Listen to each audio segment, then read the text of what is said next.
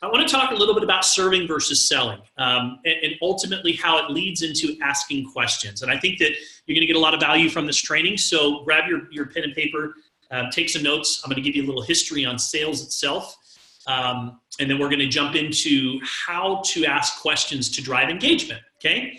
And just so you know where this came from, was I was walking through the Southwest terminal, and there's this lady that is standing there. And I know you've all, any one of you guys that have traveled have seen this exact experience before. But this lady is standing there, and she's just yelling out, "Get your 60,000 points, get your 60,000 miles." I know, Kristen, you've seen this. You see her all the time, right? "Get your 60,000 miles, apply for a credit card today, come on over here and get your points." And she's yelling, right? And I'm standing there, and I think someone had to go to the restroom, and then I did, and I was standing there for a while, so I'm watching this lady, and for 15 minutes, nobody stops. And this is on the way in to fly out to Las Vegas. And then when I come back, and we're walking back, the same lady standing there yelling, "Get your 60,000 miles, just apply for your credit card," and literally no one is paying attention to her. And I thought, my gosh, this poor woman, like, I wanted to go over and help her. And just with a simple change of her approach, just a small little tweak, she could change everything. And rather than just standing there announcing this message, hoping to stumble across somebody who's ready to buy, which is a lot of times what we do, right? On social media, we put this message out there hoping that somebody will stumble across it ready to buy. She could ask a simple question to somebody. What if somebody was walking by and she says, "Hey, let me ask you a question. Where are you traveling to today?" And that person says, "Oh, I'm going to Florida." And then she says, "Well, do you travel often?" "Oh yeah, I do travel quite a bit." "Well, hey, would it make a difference if you had enough miles to be able to travel to Hawaii this year on vacation? Would that be something that would be cool for you and your family?"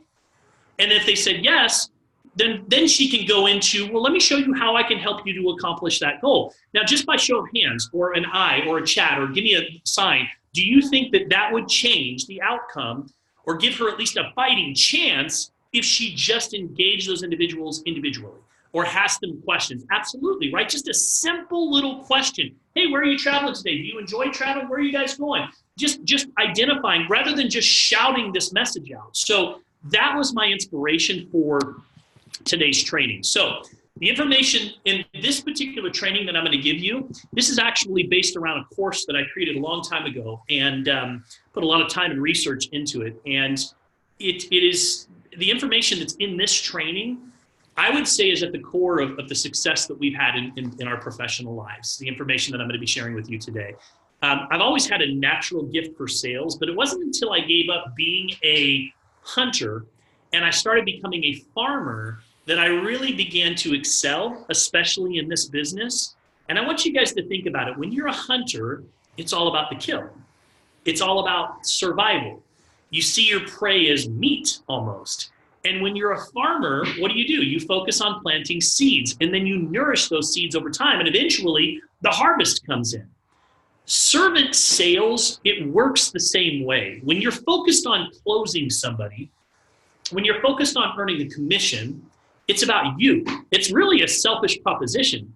Serving others is about putting your needs aside and doing what's best for the customer, doing what's best for the potential member.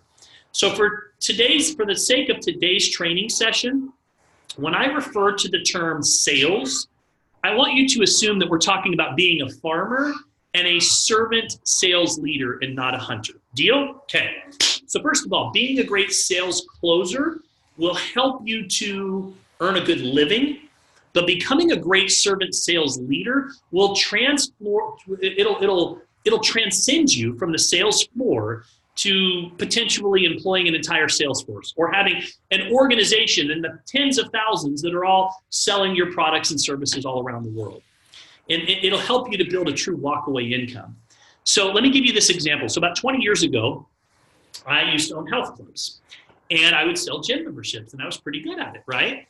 And even before I owned the gyms, I worked at a Gold's Gym in Asheville, North Carolina, down by the Biltmore. And I worked there, and I was pretty good. I was always in the top of my sales, but I wasn't the best. There was this guy, his name was Jerry, and everybody loved Jerry. He was the #1 salesperson, and nobody on the team Nobody on the team, including me, could never come close. I mean, not even close to the type of sales that this guy would produce. And it didn't matter how hard I pushed, or how many weekends that I worked, or how good I became at overcoming objections. Jerry was always on top of the board, and it would drive me crazy. Like, I just wanted to beat him 1 month. I never beat him. And it wasn't until really many years later that I fully understood what made Jerry such a great salesperson. He genuinely cared for the people, not just the sale. He knew everything about the members, everything. When was their birthday, their children's names, when they were sick, and what they did for a living, and so on and so on. And above all else, Jerry focused on serving, while everybody else in that gym at that time was focused on their numbers and their selling and their closing. And there's a big difference. So I'm going to give you a little history on sales, okay, for just so you guys understand where you're going. I think that if you want to really know or understand where it is you're going, you have to understand where you've been.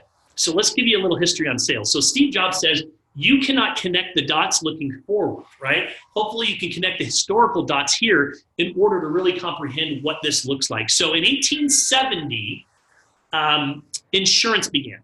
And this whole role specialization with hunters and farmers, that's where it all kind of started. So sales has been around a long time, right? Bartering is caveman. It goes all the way back to the 1750s. Benjamin Franklin, he founded the oldest and still active insurance company.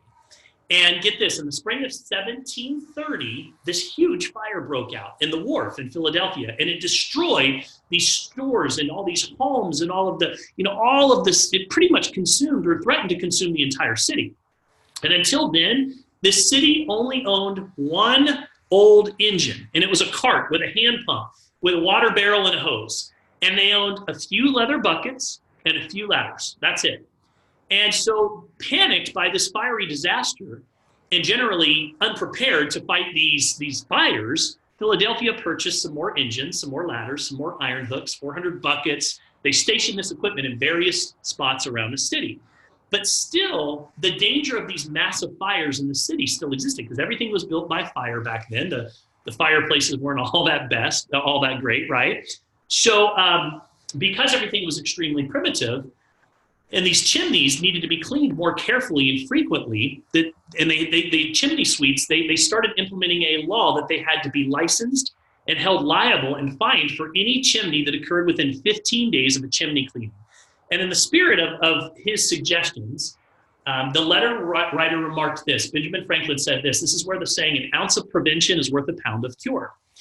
So at this time, insurance and many household goods were subscription products, and a sales rep would close the opportunity and then make regular in-person visits to collect monthly payments. And eventually, these successful sales reps had no time to prospect or sell because all of their time was spent collecting those payments. To solve that misallocation of time and resources, the insurance industry developed account executives. And this is where the hunter and the account manager, the farmers, came from. And the term hunter and farmer were coined by the insurance agency in the 1870s. And then as you progress and you move forward a little bit, you get into the early 1900s, and then you had all of these Chinese immigrants that arrived in America to help build the Intercontinental Railroad. And these Chinese workers came with something called snake oil. And unfortunately, what ended up happening was the sales started to get a really bad rap because these people would sell these magic remedies across America. And this stigma is still something that we deal with today when discussing the public's perception of the sales profession. You guys realize that back then there was a period of time where sales was you were disgraced if you were a salesperson, and it was because of the snake oil salesman. So lucky for the profession, things started to progress a little bit. Things started to move forward. Guy that started IBM, a guy by the name of Thomas J. Watson, came in, and he contributed a few different insights. He contributed that as competition increases, a sales force becomes a competitive advantage, and the more well-trained, educated, professional the sales force is, the more sustainable that competitive advantage is. And then it continued to evolve. E.K. Strong, does anybody know who he is? He published a book called The Psychology of Selling, which they developed a variety of lasting sales principles, such as features and benefits, objection handling, question types, that's where that came from. And then Dale Carnegie. Anybody know who Dale Carnegie is? He became a best-selling author. Hold up the book. Who's got the book? Dale Carnegie, somewhere near them. I'm sure they do. How to Win Friends and Influence People, right? Dale Carnegie moved the sales profession forward tremendously. And basically what he concluded that sales was a repeatable process, doing the same thing over and over again. Just doing the same thing, repeating those few simple tasks, right? Piquing interest, inviting people to take a look, answering questions, collecting decisions, right? And then showing that sales was a skill set that could be learned and studied and mastered by anybody. And of course, you have to talk about social media, right? Because social media today has changed everything, right? So that's the evolution of sales over the years. Gone are the days of one-way marketing and sales strategies that were more bullhorn and bulldog approaches, right? The lady yelling, that was a bullhorn approach. Social media and online tools have given the customer a voice like never before. And with that voice, they want more from you. They want dialogue and they want trust. They don't want smooth talk. They don't want slick presentations before they move on to the next prey, to the next three-way person that you're going to put them on the phone with, right? You might get some people that have had negative experiences that don't want to get on a three-way call because they think they're just going to get the next person that's going to try and close them, right? Things have changed over the years. So the days of striving sales with hook lines, catchy tag phrases, they're long gone. And with technology and information at our fingertips, they're able to compare products and services with a touch of a button. So in this fast-paced world, everybody's competing for attention. So the question is, how can you stand out? Marketing has historically, again, it's been a two-dimensional relationship between its company and its clients. People would climb to the top of the mountain. They'd shout out their awesomeness about their products. And again, the hope was a buyer would be in the market for what they were offering at the exact time they're screening the message. And it's not often that a buyer would be watching or listening at just the right time. That's what TV commercials used to be. But let's face it, it's time to be real in order to build relationships with potential buyers, with our prospects in the network marketing profession. It's time to add kind of a back to basics level of strategy to your marketing. And you need to add serving to your strategy. And I would say, don't just add it to your marketing strategy, add serving to the forefront of who you are as an entrepreneur and who you are as a person. Networkers who put the customer at the center of their universe, they're winning, right? Companies in the network marketing profession that put the customer at the center of their universe, they're winning. Servant sales people, they lead first with empathy, with honesty, with care. And so we want to be those salespeople or those servant leaders. So your goal is to be a servant-driven network marketing pro, to absorb yourself in the world of your prospects. I want you to think about the challenges that they're experiencing, focusing on solutions, and leave people feeling better.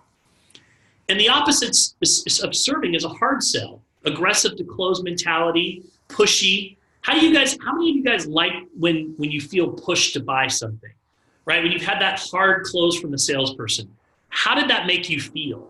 Right? Do people trust those people? Do they like those type of people? Liking and trust are keys in the sales process. And it's time that we realize that walking that high road of serving is the model that ultimately wins in our profession. So we need to stop upselling and we need to start looking for ways to upserve. Upsell is to get them to buy more, right? You want fries with that.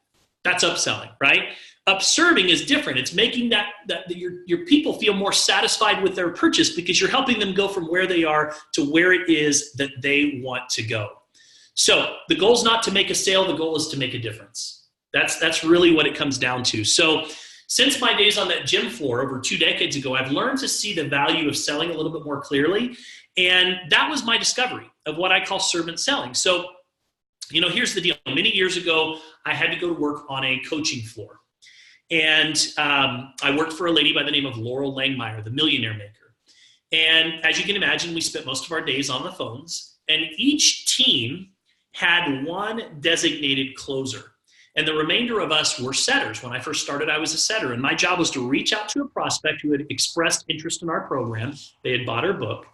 And to help them understand how we could help them to achieve their goals.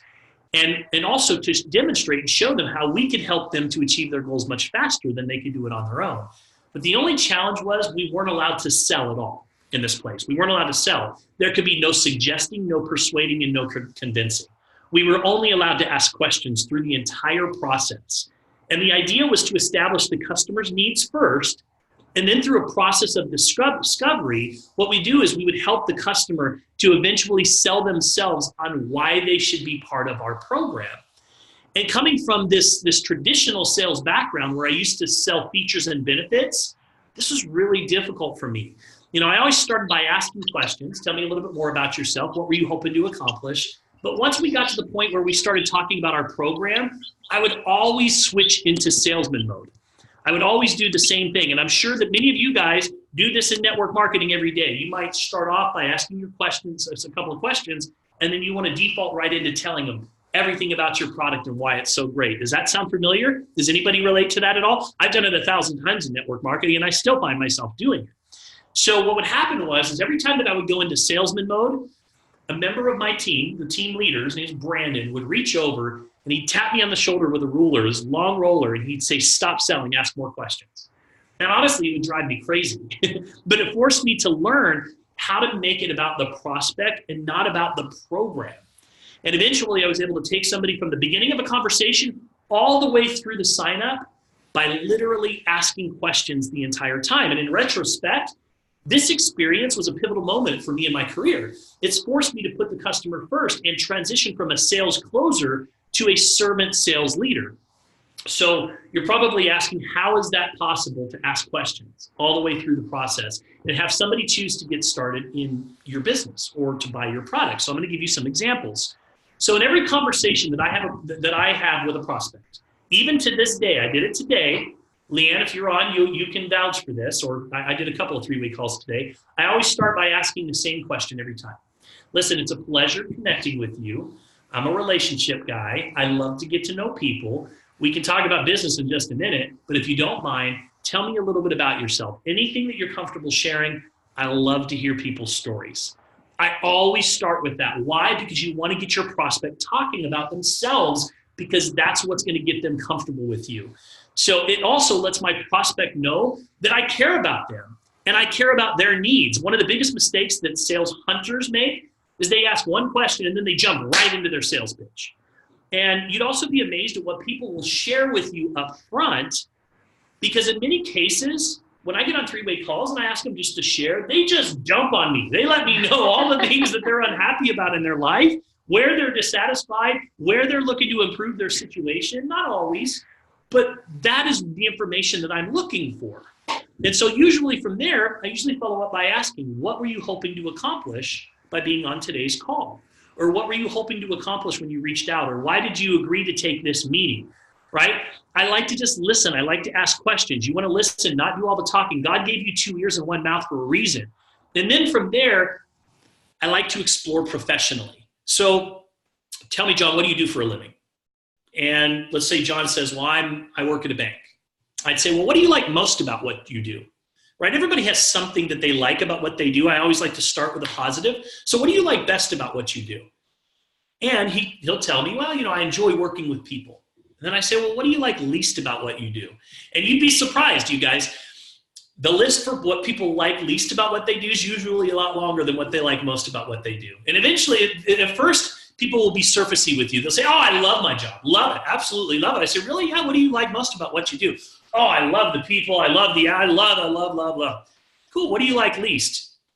And all of a sudden they just kind of, well, I hate that I don't really like my boss. And I don't really actually like, I do work too many hours and I'm away from my family, right? So, and again, I'm taking notes. I'm jotting down, right? I'm interested. That's a gold, that's $1 million tip. That's what they should be doing when they contact their people. Absolutely. That's what you should be doing, is taking notes when you reach out to your people. Absolutely. So, and then I ask them, well, if you could change anything about your job or your current circumstances, what would it be? Now, mind you, I haven't even started talking about Euphoria, my opportunity, this new company that's launching. It's about them, right? So I ask them, if you could change anything about your job, what would it be? Or your circumstances, what would it be? Well, you know what? I would love to be able to have more time to be able to go to my kids' baseball games. I would love to be able to have a little more money in my life so that I wasn't so stressed out all the time. I would love to be able to have a cabin in the woods. I would love to be able to retire my spouse. I'd love to be able, right? Whatever it is. This type of line of questioning, what it does is it helps me to uncover the person's pain. Pain is one of the most important things that you can establish before moving on to a solution. When you're in servant mode, Pain is the major source of motivation for people to make important decisions in their life. I'm going to say that again. Pain is the major source of motivation for people to make important decisions in their life. Think about it. Why do we join a gym after years of not working out? Because the pain of no longer feeling good about ourselves, being out of shape, trying to put those pants on, and what happens? You're finally like, okay, I'm done. I'm not doing this anymore. And having to buy new clothes finally gets to a point where it becomes more painful to stay the same than it would be to go back to the gym and deal with being sore and uncomfortable for a little while. You can say, come here. You don't have to write me notes. Come on, just hop in here. Sorry. She's writing me notes. I had to go clean up a little toddler mess.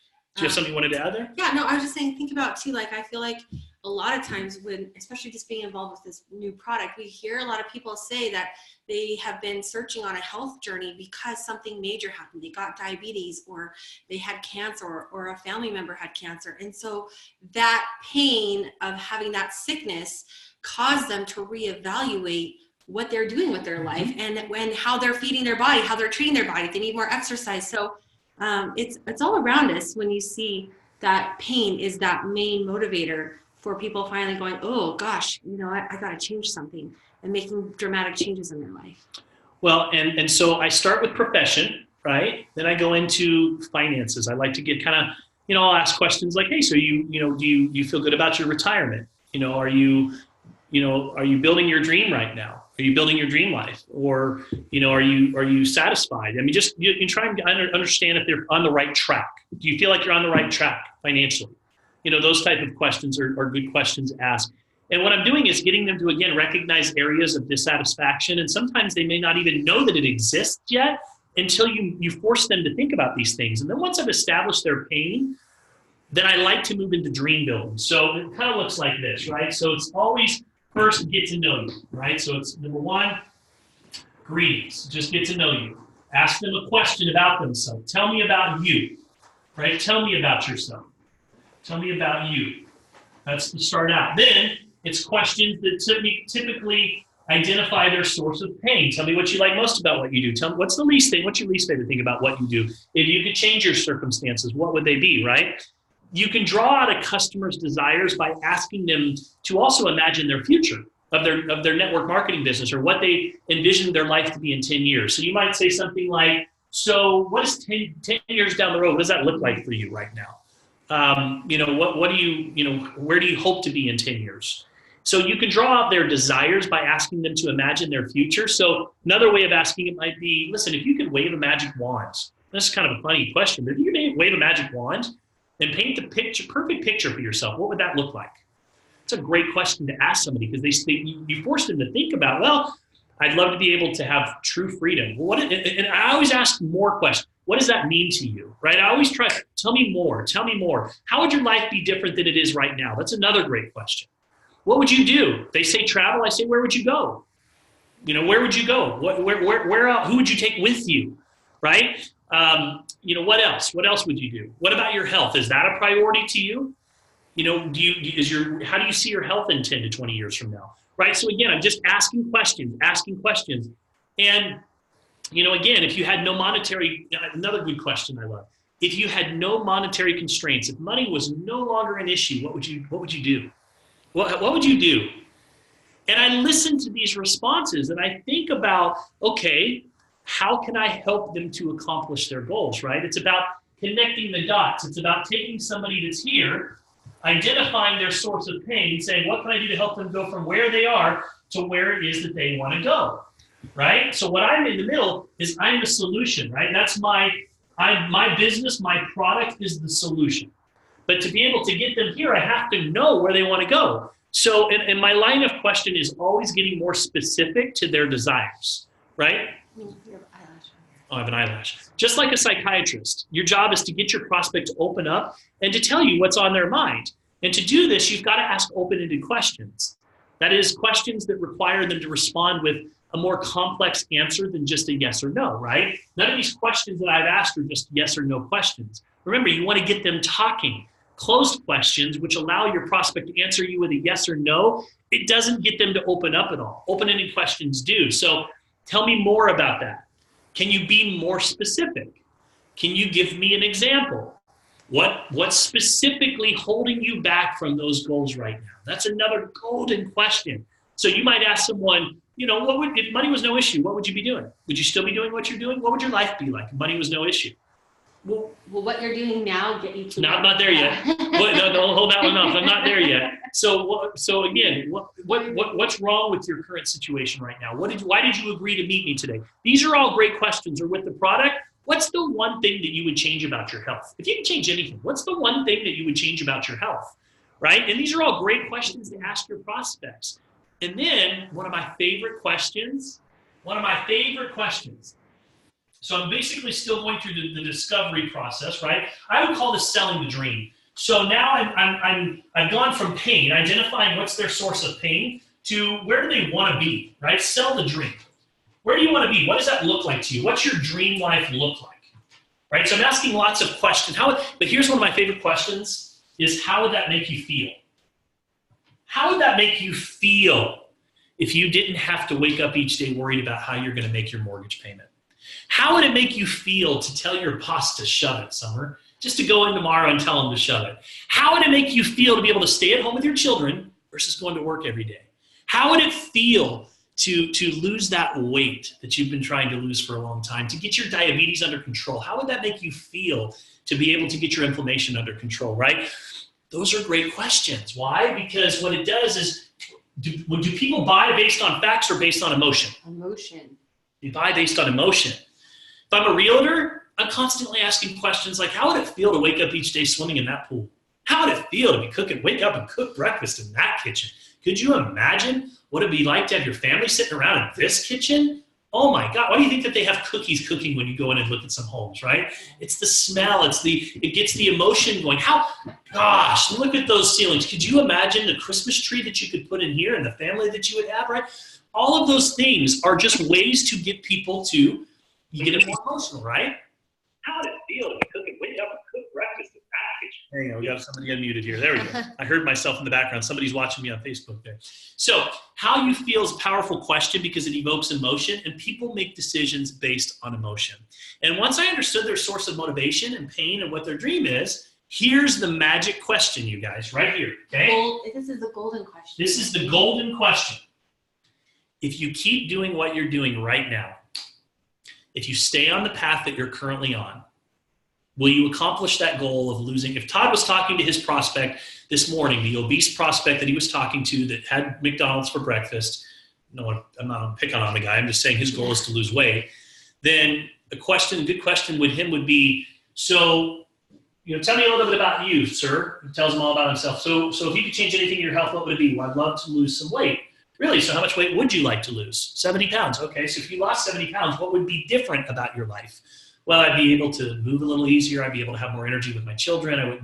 I'd sleep better at night. Anything else? Well, yeah, I'd feel better about myself. I want to feel, I'd be able to just feel more confident when I go out every day. And if you felt more confident every day, how would that make a difference in your life? Well, it might even be able to do more at work and might even improve my relationship. Anything else? No? Okay, great. So, what would be the ideal situation? If you could picture yourself 5 years from now, 10 years from now, you had your perfect situation, perfect life, what does that look like to you? Well, I'm in better shape. My blood pressure's under control, so blood pressure is important to you. Okay, what else? Well, I wouldn't be worried about diabetes anymore. I feel good, because I feel good, my relationship's improved. Okay, anything financially? Do you have some goals there? Well, I'd love to be be on track for retirement. Okay, so what does that look like for you? Retirement? Okay, so let me ask you another question. Do you feel like you're on the right track right now? Well, that's why I'm here to see you, right? Okay, so let me ask you another question. This is the golden one. If you keep doing what you're doing right now, or you stay on the path that you're currently on, are you going to accomplish that goal of losing 70 pounds? No. So what you're saying to me is something has to change. Yes. Do you guys just see what just happened? I have not once sold this person on trying to convince them to buy my product. They just sold themselves because they arrived at the conclusion that something has to change. And then at that point, I would ask them, so how bad is this? Here's another question, right? So if you keep doing what you're doing, we're about 5 minutes away from wrapping up here. I know I'm keeping you guys longer tonight. If you keep doing what you're doing, are you going to get the results that you're looking for? Maybe you should write. Your handwriting's better. And then, here, you take this, Vanna, and I'll just keep talking. And then from there, here's another question that you can ask. On a scale of 1 to 10, Carl, how important is losing 70 pounds to you? It's a 10. Okay? So once they've told me that it's a 10 to me is they're willing to do whatever it takes, right? So no longer are they going to come back to me and tell me $5 a day is unreasonable, because they told me that this is important to them, that this is a 10. They told me that this weight's going to allow them to be able to feel better, have more energy, spend more time with their family, have a better relationship, and ultimately get on track financially. So $5 a day, in their mind, the value has been built, right? So again, all I'm doing is I'm going through this process. And you know what? At that point, I might come in and say, well, maybe I can help. That's when I'm going to say, well, maybe I can help, right? Maybe I can help you to lose that 70 pounds. You see, we recently introduced a new product. It's a DNA nutrition product. Have you ever had your DNA tested before? And they come back and they say, no. Well, let me tell you why this is important and how we can make a difference. And I tell them a little bit about how my service is going to help them get what they want.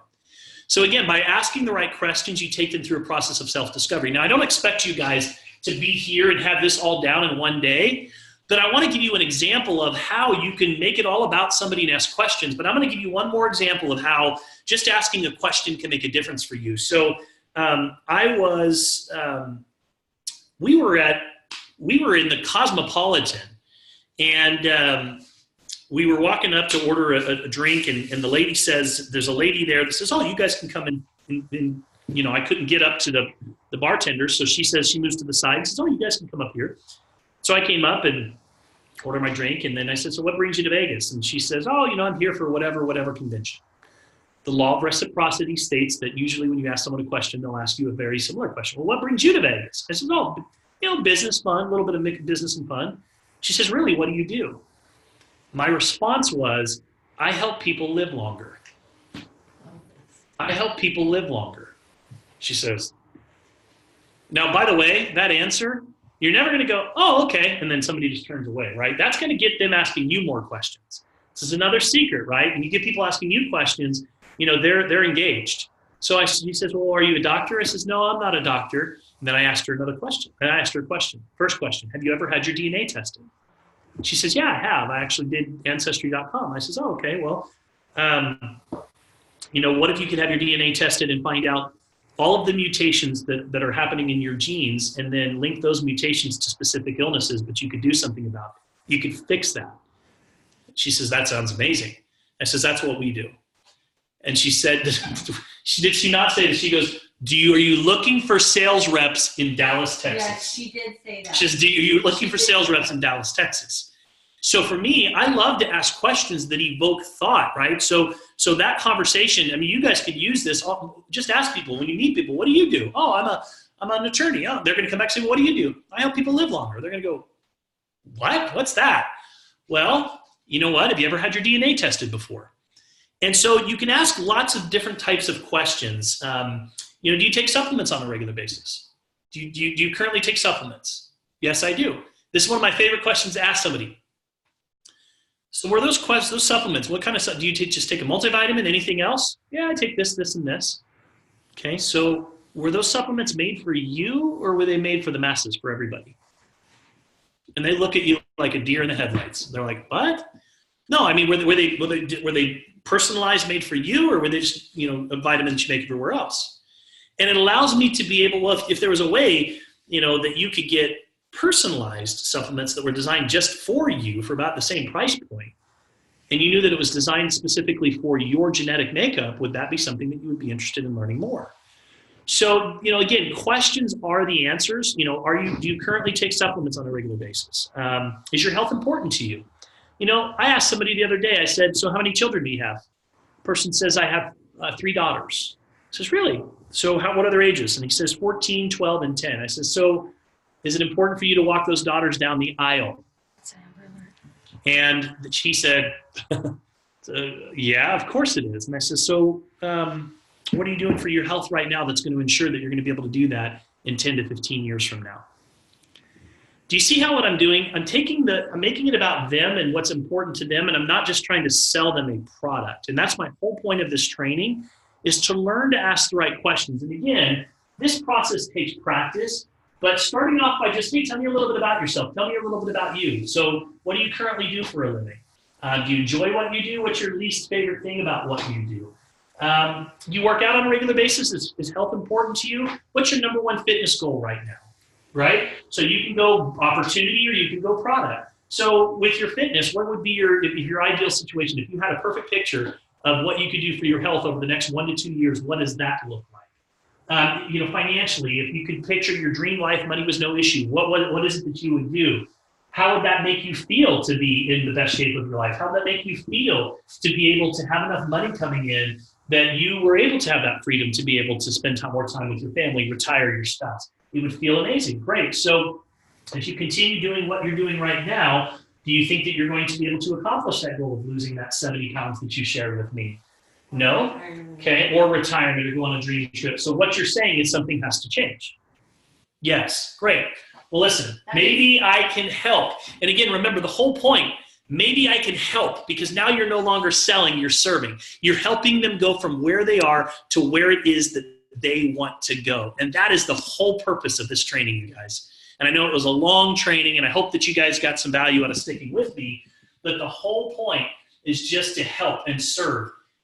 What are you writing down there? Maybe I can help. Maybe I can help. That's a response to. So do you feel like this was helpful? You guys just feel like this kind of just gives you a little bit of different perspective and helps you kind of get out of salesman mode? I said to Todd earlier today, we were talking, and I said, Todd, here's what I want you to do. I want you to get it out of your head that you're promoting an MLM. And I want you to start looking at it like you're providing a service, an additional service, right? Dr. Barber has physical therapy. He has all these different services.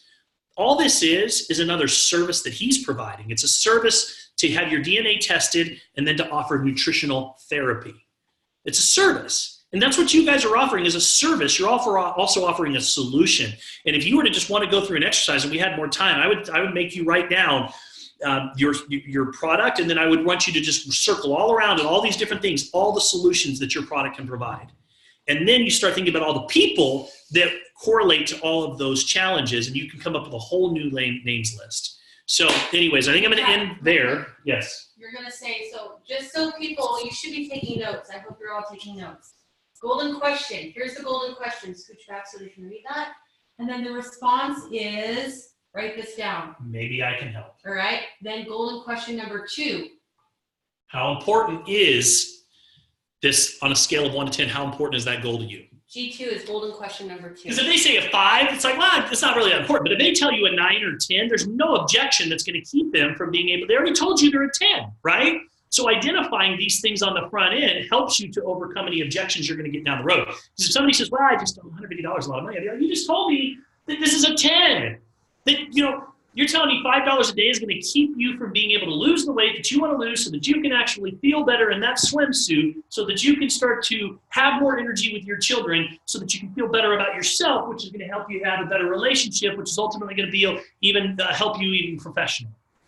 The $5 a day, you're telling, so then it's really not a 10 to you, right? Say these things. You need to say these things. It really, it puts things into perspective, right? So all I'm doing is attaching value to our product through questions.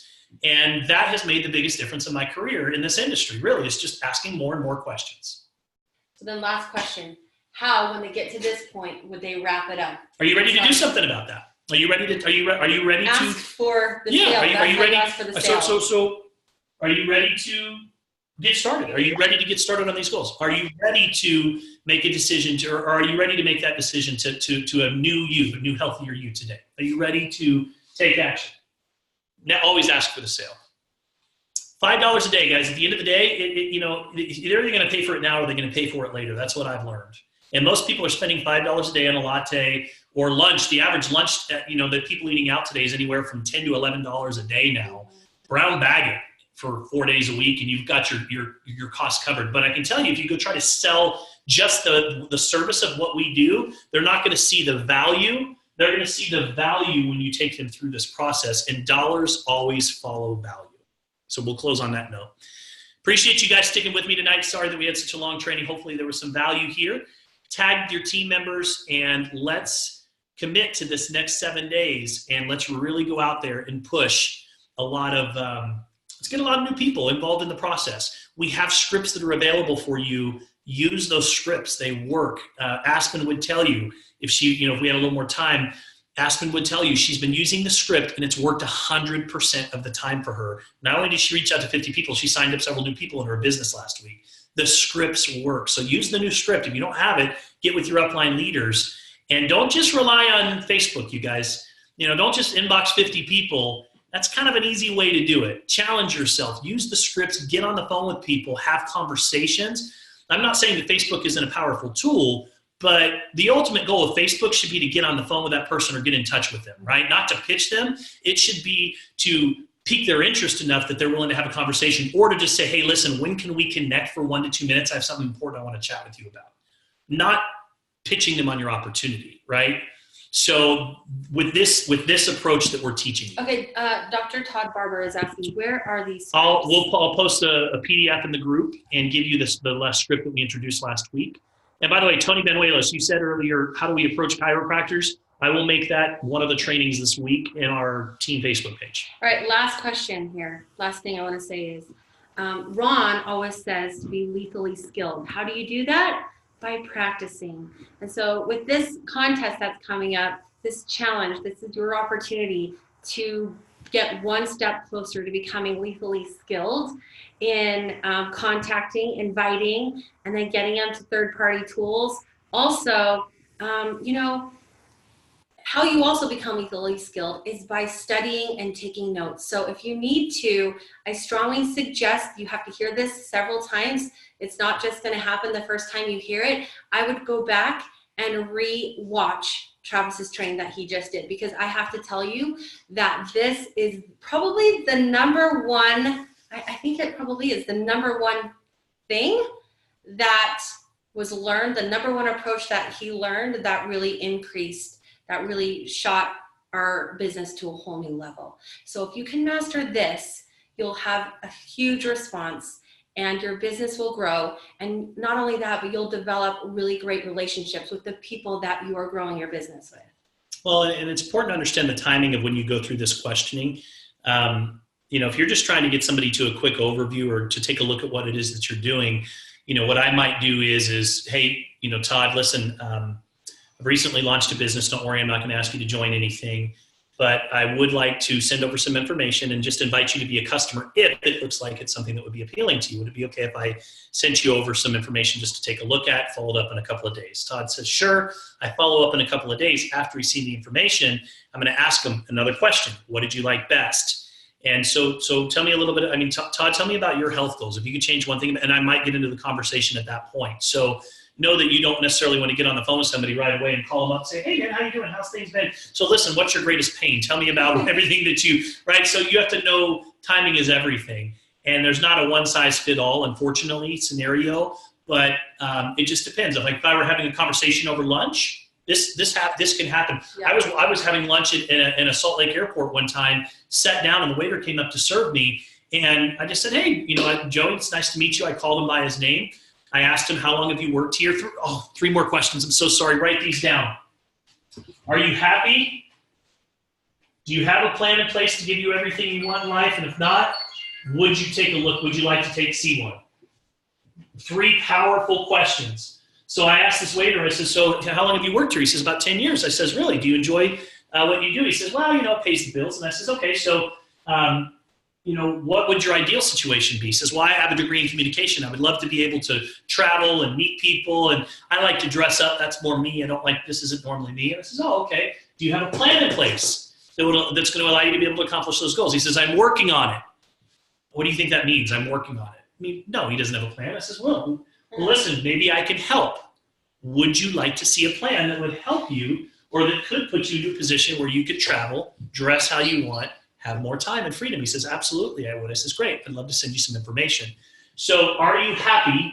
Do you have a plan in place to give you everything you want in life? And if not, would you like to see one? Is a very simple 3-step approach. You don't want to sound so robotic. Hey, are you happy? But again, you would find out if they're happy by asking questions. Then, well, listen, what would your ideal situation be? Same thing we've talked about, right? well, I'd love to be able to travel more. I'd love to be able to have more money. I'd love to be able to have freedom. Do you have a plan in place to give you everything you want in life? No. So what you're saying is if you continue doing what you're doing, then you're not going to be able to reach that goal of being able to travel. Yes. Okay, great. So what you're saying is something has to change. Yes. Great. Maybe I can help. And then I was killing 1 to 10. If I showed you a plan that would allow you to be able to lose that weight, if I showed you a product that would allow you to lose that weight, if I showed you a plan that would allow you to have time freedom, blah, blah, blah, blah, blah, was that something you'd be able to look at? So this is, are you happy? Do you have a plan in place to give you everything you want in life? If not, would you like to see one? Those are the last 3 things. I'm closing on that note. I appreciate you guys. If you got some value out of tonight, please go over and leave a comment on the live on Facebook so that other team members will come back and take a look. And appreciate you guys tuning in tonight. Let's go get our 50 this week. Appreciate you guys. Congratulations to all of our winners. Get us your addresses. You guys have a great evening. Take care.